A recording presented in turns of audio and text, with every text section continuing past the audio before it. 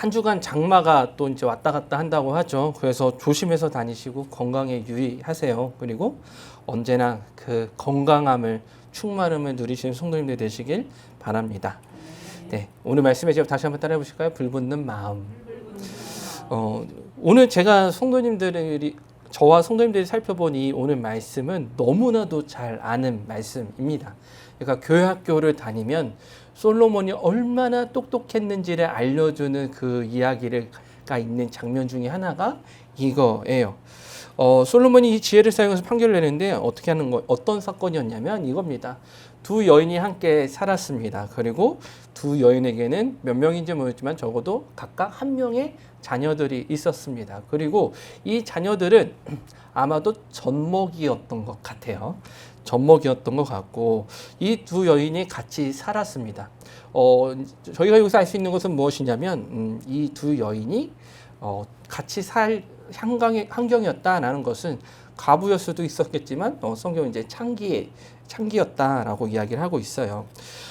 근데 이 밤 두 여인이 같이 다른 여인들 같이 살았는지도 모르겠어요. 두 여인이 같이 그 방을 쓰고 있는데 잠을 자다가 한 아이가 한 어미의 등에 깔려서 숨을 못 쉬어서 죽게 됩니다.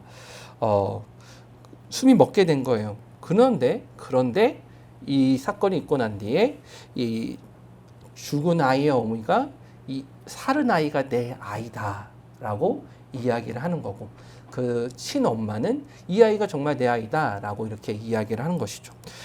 왜 여기서 우리가 알 수 있는 것은 무엇이냐면 이 두 여인의 이 사건이 솔로몬 왕에게 갔다라는 것은 이 두 여인에게 남편이 없었다는 것을 뜻하기도 하고 그리고 이 두 여인이 굉장히 힘든 삶을 살았다라는 것도 알 수가 있는 것이죠. 그리고 저희가 또 알 수 있는 것이 하나 있어요. 이따가 좀 설명을 더 드릴 건데 두 여인이 관계가 좋아 보이긴 하지만 생각보다 좋지 못한 사이였다라는 것도 알고 있어요. 어떤 여인은 그 친아들이 있는 그 여인을 향한 어떻게 보면은 자격지심 같은 것도 있지 않았나라는 생각도 해보게 됩니다. 그러면 우리가 솔로몬을 좀 살펴가서 솔로몬 왕을 좀 살펴보자면 우리가 이제 솔로몬 왕을 살펴보자면 이거예요. 왕이라면 어떤 것들을 이야기할 것 같으십니까? 예요. 제가 성도님들께 죄송한 게 하나 있어요. 뭐냐면 예를 들어서 이제 무거운 짐을 나르려고 할 때나 아니면 저도 이렇게 걸레질을 하려고 할 때면 우리 성도님들이 극구 반대하세요. 목사님 하지 마시라고. 저희가 하겠습니다. 막 이렇게 말씀을 하세요. 근데 너무 감사하죠. 너무 감사해요. 왜냐하면 목사이기 때문에 이렇게 배려를 해주시는 거거든요. 근데 때로 목사도 그런 일도 해야 합니다. 왜냐하면 이 중에서는 제가 제일 젊잖아요. 그래가지고 또 무거 힘도 써야 되고 막 그렇습니다. 그래서 저 이렇게 일하게 해주시고 근데 제가 이거 얘기하는 이유는 뭐냐면 솔로몬 왕이었잖아요. 왕이었기 때문에 무엇을 보통 했을 것 같냐면 이런 거죠. 우리 이스라엘이 어떻게 하면 잘 살까? 이스라엘이 어떻게 다른 나라들과 어떤 관계를 맺어야 하지? 그리고 어떤 송사를 나눌 때에도 그냥 귀족들이죠. 그러니까 귀족들의 이야기를 들었을 것 같아요. 근데 오늘 여기에 성경에 보면 어떤 여인들이 오냐면 창기 둘과 그리고 죽은 아이와 그리고 죽지 않은 아이 그렇게 나오게 되는 것이죠. 이런 거 보면서 저희가 그런 생각을 해볼 수가 있는 무엇이냐면 사역을 하면서 신앙생활을 하면서 사실 저희는 교회에 나오면서 신앙적인 것들만 할 것 같지만 의외로 신앙적인 것들 외의 것들이 정말 많다라는 거예요. 예를 들어서 이런 거죠. 저희 가정은 주일에 주일에 예배를 드리기 위해서 주말을 포기한다고 하면 집을 청소하지 않고 그렇게 남겨둡니다. 그리고 이제 집에 주일날 예배 끝나고 이제 집을 청소하기도 해요. 때로는 힘들잖아요. 그러면 이제 그냥 자자 하면서 이제 자기도 합니다. 이런 거죠. 주일의 예배를 위해서 신앙생활을 위해서 어떤 것을 사소한 것들을 포기하는 경우가 종종 있어요. 성도님들도 마찬가지죠. 교회 와서 예배만 드리면 될 것 같지만 교회 청소도 하셔야 되고 의자도 옮겨야 되고 반주도 해야 하고 PPT도 넘겨야 하고 그런 어려움들이 있다라는 것이죠. 솔로몬 왕도 그랬어요. 왕이었음에도 불구하고, 그리고 뛰어난 지도자였음에도 불구하고 그런 이상적인 것들, 하나님만 예배하면 되는 것들만 하면 좋았을 것 같지만 의외로 굉장히 사소한 신앙의 사소한 부분들까지도 솔로몬이 감당했다는 것을 저희가 알 수가 있습니다. 근데 반대로 또 생각을 해보면 이렇게 생각해 볼 수가 있어요. 뭐냐면 이 사소해 보이는 문제가 얼마나 해결하기가 어려우면 솔로몬 왕에게까지 올라왔겠느냐라는 부분이에요. 이런 거죠. 누가 진짜 친엄마고 누가 진짜 친자녀냐 아들이냐라는 것을 그 누구도 가리는 것이 너무나도 어려웠기 때문에 지금까지 올라오게 된 솔로몬 왕까지 올라오게 된 것이죠. 지금처럼 뭐 유전자 감식이나 그런 거 하면 좋을 텐데 그런 게 정말 불가능했던 거예요. 제가 이 말씀을 묵상하는데 갑자기 저희 첫째가 태어났을 때가 갑자기 생각이 났습니다. 이거예요. 막 산부인과를 다녔거든요. 산부인과를 이렇게 해가지고 3D 이제 3D 초음파를 해가지고 얼굴을 봤어요. 그래가지고 야 이렇게 생겼구나 막 저는 그랬거든요. 근데 첫째가 출산을 했어요. 그리고 아내가 놀랬대요. 왜 놀랬는지 아세요? 그 초음파랑 똑같이 생겼고 저랑 똑같이 생겼대요. 그러면서 그 얘기를 하는 거예요. 야 어떻게 이렇게 똑같이 생겼냐 하면서 이렇게 얘기를 하더군요. 근데 이 두 여인은 문제가 뭐냐면 창기였다라는 거예요. 아버지가 누군지도 몰랐고 두 여인이 키웠던 것이죠. 그래서 사람들은 그 젖먹이의 아기의 얼굴을 보면서 누가 엄마를 닮았는지 그거를 판별하기가 너무나도 어려웠던 거예요. 그래서 이 두 여인의 이 문제는 결국 어디까지 올라오냐? 솔로몬 왕에게까지 올라오게 되는 겁니다. 성도님들 이 얘기를 제가 되게 굉장히 길게 하죠. 저희 굉장히 이따가 얘기할 텐데 굉장히 재밌어서 그래요. 제가 이 말씀을 묵상하면서 저 고3 지나고 재수할 때 갑자기 생각이 나는 거예요. 뭐가 생각이 나냐면 제가 고3 지나고 재수를 했어요. 그래가지고 도서관을 다녔습니다. 근데 이제 학교 다닐 때는 그냥 학교 가가지고 그냥 밤늦게까지 공부하면 됐었는데 그 이제 학교를 이제 졸업하고 나니까 제가 스스로 이제 공부하는 시간과 저의 의지를 담아야 되더라고요. 그래서 어떻게 하다 보니까 이제 아침에 밥 먹고 느긋하게 아침에 있다가 점심 때쯤 이제 공부하러 가는 거예요. 근데 왜 그렇게 됐냐면 이유가 있습니다. 아침 드라마가 그렇게 재밌는 거예요. 아침 드라마가 그렇게 재밌어요. 이런 거예요. 이런 거죠. 뭐 권사님도 아주 공감하실 겁니다. 이거예요. 잃어버린 딸.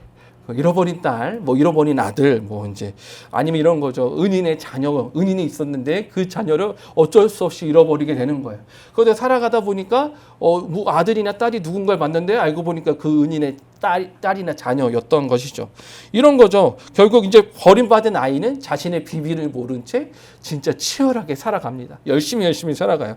그러다가 남자 주인공을 만나게 되고 다른 사람들의 방해를 받으면서 꿋꿋이 사랑을 쟁취해 갑니다. 와, 아주 기가 막히더라고요. 거기서 또 재밌는 게 있어요. 뭐냐면 복수.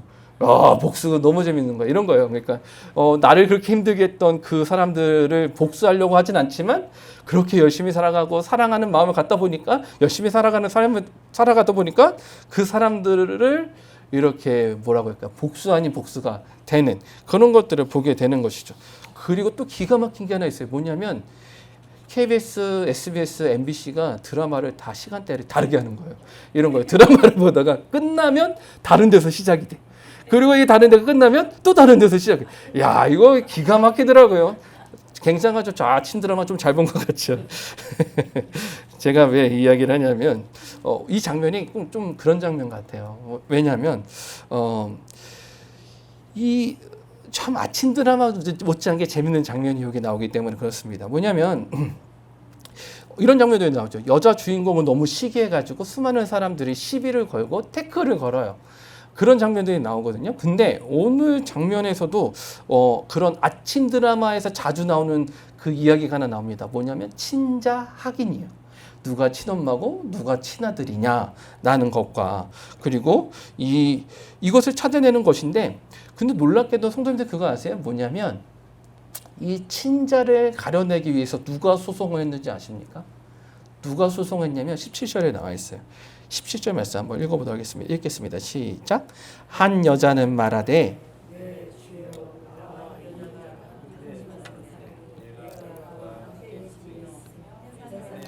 아멘. 이거 보시면 누구냐면요. 성도님들 그 실제로는 본인이 자신의 아들을 이렇게 깔려 죽게 한 여인이 소송을 건 거예요. 뭐 말도 안 되죠. 아주 굉장한 여인입니다. 그러니까 무슨 말이냐면 자신의 아들이 죽었는데 이 여인이 소송을 겁니다. 그 소송을 걸었던 거예요. 그리고 올라가서 결국 왕에게 가요. 이런 거죠. 이 여자와 나와 한 집에서 사는데 가까운 관계였는데 이 여자가 용의자입니다. 라는 말이에요. 이런 말인 거죠. 그리고 19절은 또 놀라운 이야기를 합니다. 19절 말씀이에요. 읽어보도록 하겠습니다. 읽겠습니다. 시작. 그런데 밤에 저 여자가 그의 아들 위에 누움으로 그의 아들이 죽으니. 아멘. 굉장하죠. 여기서 좀 이상한 점 하나 찾으셔야 돼요. 뭐냐면 이제 아침 드라마를 자주 보신 우리 권사님들은 찾아보내셔야 되는 게 있어요. 뭐냐면 이거예요. 뭐냐면 어떻게 그렇게 죽었는지 어떻게 하냐는 거예요. 그 어떻게 죽었는지 알지도 못하는데 이 여인은 19절에 이렇게 얘기해요. 이 여인이 깔고 그 아들을 죽게 되었습니다. 라고 이야기하는 것이죠. 이런 거죠. 호흡이 숨 쉬는 게 어려서 죽게 되었을 수도 있겠지만 뭐 잠버릇을 알고 있었을지도 모르겠지만 이 아이가 죽게 된 이유에 대해서 이 여인이 소송을 걸면서 그 이유를 설명을 하게 되는 것이죠. 근데 또 놀라운 것이 하나 더 있어요. 18절 말씀이에요. 18절 말씀 읽겠습니다. 시작. 내가 해산한 지 사흘 만에 이 여자도 해산하고 우리와 함께 있었고 우리 둘 외에는 집에 다른 사람이 없었나이다. 아멘. 이렇게 얘기를 해요. 이 여자가 하는 것이 있어요. 뭐냐면 그 용의 선상을 좁힙니다. 내가 소송을 걸고 그리고 이렇게 죽게 되었는데 우리 집에는 누구가 있었냐면 저와 이 여인 둘밖에 없습니다. 라는 거예요. 그러면 어떻게 생각하냐면 소송은 이 사람이 걸었으니까 이 사람이 범인이겠거니 라고 생각하게 만드는 그런 치밀함을 보여주는 것이죠. 어떠세요? 아침 드라마 같으세요? 아주 굉장합니다. 근데 문제는 뭐냐면 심증은 확실해요. 뭐냐면 저 여인이 죽인 거구나. 그러니까 소송을 건 여인이 아니라 그 친엄마가 죽인 거구나 라고 이렇게 생각할 만하게 합니다. 그런데 결국 그 이야기를 듣는 친엄마가 어떻게 하냐면 서로 싸우기 시작해요. 왜냐하면 친엄마가 당연히 억울하죠. 그래서 어떻게 이 아이가 너 아이냐 하면서 이렇게 싸우게 됩니다. 근데 저희가 사실 정답을 알고 있잖아요. 그리고 성경도 그 이유와 정답을 너무나도 잘 얘기해 주기 때문에 우리는 누가 주인공인지 누가 억울함을 가졌는지 알지만 솔로몬으로 생각해 보자면 솔로몬은 굉장히 난감합니다. 왜냐하면 누굴 닮았는지도 잘 모르겠고 그리고 저 소송을 건 여인의 말이 너무나도 맞는 것 같고 근데 반대로 그 억울함을 가진 여인은 억울함이 분명 보이기도 하고 그래서 솔로몬이 판결을 내리죠. 아주 유명한 판결입니다. 뭐냐면 아이를 어떻게 해요? 둘로 나눠서 두 어미에게 줘라 라는 말이죠. 어떠세요? 굉장하죠? 뭐가 굉장하냐면 어떻게 보면 매정해 보이기도 하고 어떻게 보면 모르는 것 같기도 하지만 어떻게 보면 여기서 솔로몬이 이 분명한 것이 있어요. 엄마의 마음을 알았던 거죠. 이런 거죠. 엄마의 마음을 알았던 거죠. 그리고 이제 칼이 도착하게 되고 이제 아이를 가르려고 합니다. 친아들을요. 근데 이 아이가 죽게 되는 상황이 되니까 어떻게 반응이 나타나냐 하면 너무나도 잘 아시겠지만 이렇게 얘기해요. 소송을 당한 친엄마는 어떻게 해서는 이 아이를 살리고 싶어 합니다. 그래서 저 여인에게 차라리 주라고 얘기를 하고 그리고 그 소송을 걸었던 그 여인은 좋습니다. 반쪽이라도 주십시오. 라고 얘기를 합니다. 무슨 말이냐면 이 아이가 죽더라도 나는 상관없습니다. 라고 이야기를 하는 거예요. 26절 말씀입니다. 26절 말씀 저같이 한번 읽어보도록 하겠습니다. 읽겠습니다. 시작. 그 산 아들의 어머니 되는 여자가 그 아들을 위하여 마음이 불붙는 것 같아서 왕께 아뢰어 청하건대 내 주여 산 아이를 그에게 주시고 아무쪼록 죽이지 마옵소서 하되 다른 여자를 말하기를 내 것도 되게 말고 내 것도 되게 말고 나누게 하라 하는지라. 아멘. 자, 굉장하죠? 굉장합니다. 이런 거예요. 우선 거짓말하고 있는 여인이 저희가 봐도 알 것 같아요. 뭐냐면 그 후자에 나오는 소송을 걸었던 여인이에요. 근데 중요한 대사가 나오죠. 내 것도 되지 않고 내 것도 되지 않게 하고 라는 말. 제가 여기서 말하는 게 이거예요. 그런 게 있었던 것 같아요. 뭐냐면 자격지심 아니면 비교의식 같은 게 있었던 것 같아요. 나와 같이 살았던 이 여인에 대한 그 자격지심, 그런 비교의식 같은 게 말이죠. 제가요, 그런 분을 봤어요. 그러니까 뭐냐면 형제 가운데 굉장히 우애가 깊어요. 근데 이제 젊은 나이였는데 이런 거죠. 결혼을 하는데 동생이 먼저 결혼을 하게 되는 거예요. 근데 그거를 형이 지켜볼 수 있었을까요? 못 봤을까요? 그거를 못 견뎌 한 거예요. 그래가지고 어떻게 하냐면 본인이 먼저 결혼 날짜를 먼저 잡아요. 그러니까 결혼 날짜 정해진 건 동생이 먼저 잡혔는데 그보다 먼저 형이 결혼을 하게 되는 거죠. 이런 것을 보면서 제가 그런 생각을 했어요. 이런 것들을 못 견뎌하는 사람들도 있구나라는 거죠. 나와 같이 사는 사람이 잘 되는 거를 뭐 그런 것들을 못 견뎌하는 사람들도 분명히 있구나라는 것이죠. 이런 말이 있잖아요. 못 먹는 감 찔러라도 본다. 이런 거. 그러니까 내가 아마도 이 여인은 이제 소송을 걸었던 여인은 이런 생각도 드는 거예요. 제가 그런 경험을 해보니까 그런 이야기를 들어보니까 이 여인이 같이 살고 있는 여인이 아이를 갖고 싶어 할 때쯤 아이를 갖는 것이 이 여인보다 먼저 갖고 싶어 해서 갖고 싶어 했던 것도 있었겠구나라는 생각이 드는 거예요. 왜냐하면 성경 이렇게 얘기해요. 내가 이 여인보다 며칠 전? 4일 전에 아이를 낳았습니다 라는 말. 이 말을 굳이 하지 않아도 되는데 이 여인과 함께 나는 이 여인보다 아이를 먼저 낳았고 그리고 그런 사람입니다. 그런 여인입니다. 이렇게 얘기를 하는 것이죠. 결국 저희가 이제 좀 말씀을 더 돌아와 보면 이제 친엄마는 아이를 빼앗겨도 중요했던 건 뭐냐면 아이가 사는 것이 중요했고 그리고 이 소송했던 여인은 이거예요. 나도 없으니까 너도 없어야 된다라는 그런 마음이 있었던 것이죠. 결국 솔로몬은 이 여인의 그 마음을 알게 되고 그리고 친엄마가 누군지 가려내게 됩니다. 근데 제가 여기서 이야기하는 것이 있어요. 뭐냐면 이거예요. 이거를 한번 부모의 마음으로 보게 된다면 신앙인의 눈으로 보게 된다면 우리의 삶 가운데는 그런 비교의식과 자격지심이 굉장히 많습니다. 제가 요즘에 이제 목사님들을 많이 만나 뵙고 있어요. 왜냐하면 어떻게 목회를 하고 계시는지 많이 궁금해요. 그러니까 이런 상황에서 이분들은 어떻게 하셨고 이렇게 어떻게 이겨내고 계신가 막 그런 분들을 보게 됩니다. 그래서 많이 배울 것이 있는 분들도 만나기도 하고요. 그래요. 근데 그분들을 보면서 이런 마음을 저는 그 도전을 갖거든요. 나도 이렇게 해야 되겠다. 나는 이렇게 해야 되겠다. 이런 생각들을 해보게 됩니다. 근데 만약에 이런 거죠. 만약에 그런 분들을 보면서 제가 제 안에 나는 왜 이러지? 나는 그런 비교 의식에 사로잡히게 된다면 결코 하나님 앞에서 올바로 선 신앙이 될 수가 없습니다. 근데 성경 가운데는 굉장한 이야기를 하는 게 뭐냐면 성경에서 신앙적으로 무너진 신앙인들의 대부분은 뭐 하나님의 말씀을 지키지 못한 이들이 있죠.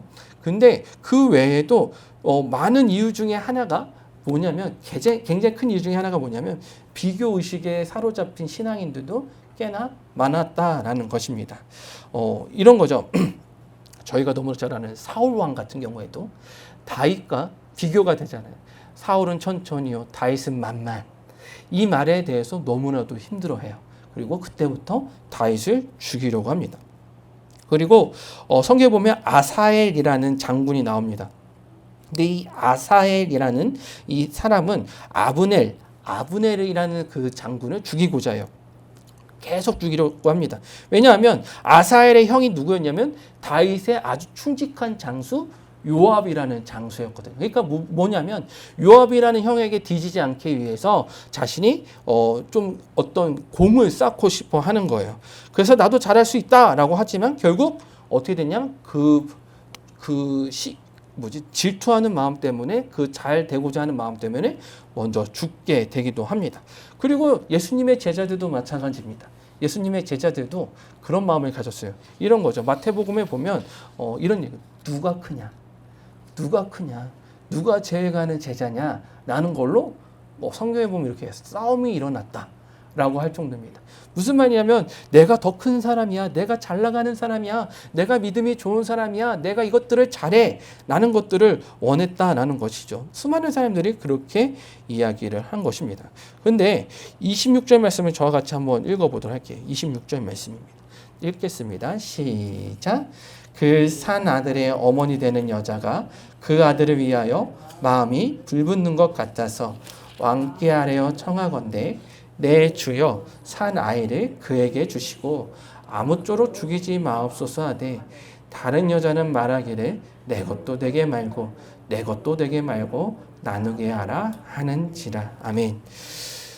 그런 비교의식에 사로잡힌 우리들 아니면 자격지심에 사로잡힌 우리들이 있지만 26절에는 그 자격지심에 사로잡힌 여인과 반대되는 여인을 얘기하는데 아이의 친모예요. 근데 이렇게 얘기해요. 오늘 말씀의 제목이기도 하지만 따라할까요? 마음이 불붙는 것 같았다. 네, 마음이 불붙는 것 같았다예요. 그러니까 우리가 위기와 비교의식과 자기감에 빠져 있을 때 우리에게 필요한 것은 무엇이냐? 따라해 보실까요? 불붙는 마음. 불붙는 마음이 필요한 거예요. 이 아이의 친모의 마음은 분명합니다. 이 사랑하는 친아들과 함께 더 살고 싶어 했습니다. 근데 더 중요한 것이 있어요. 뭐냐면 이 아이가 죽는 것보다 살아있는 것을 원했습니다.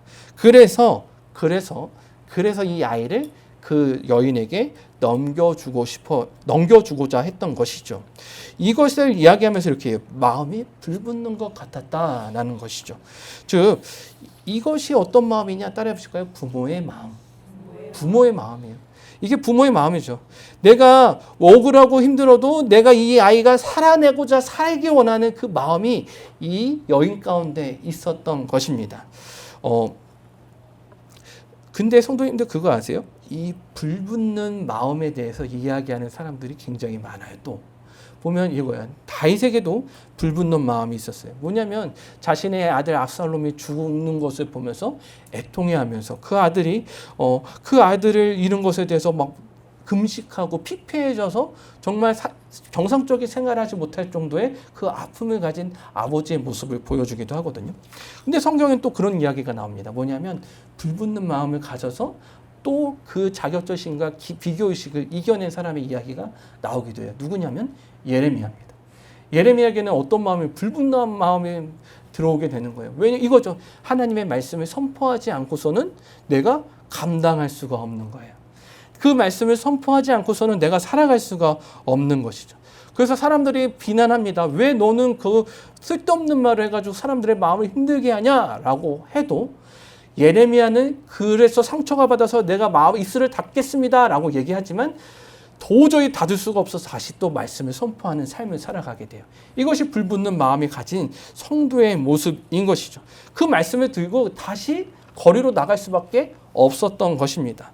제가 이 이야기를 하는 이유는 간단합니다. 사랑하는 성도님들, 우리가 그런 마음을 갖게 되는 성도님들 되기를 기도해 주시는 저와 성도님들 되시길 바랍니다. 하나님의 말씀, 하나님의 사랑, 내가 그냥 비교의식에 그냥 찌들어서 그냥 자괴감에 찌들어서 살아가는 것이 아니라 그냥 하나님의 말씀이 하나님의 마음이 불붙는 것 같아서 하나님의 사역과 하나님의 말씀과 하나님의 은혜를 살아가는 데 부족함이 없는 저희가 되도록 그것을 위해서 기도해 주시길 부탁드립니다. 그리고 우리 이제 여름 성교학교가 시작이 되잖아요. 어떤 아이들이 올지 잘 몰라요. 우선 적어도 3명은 옵니다.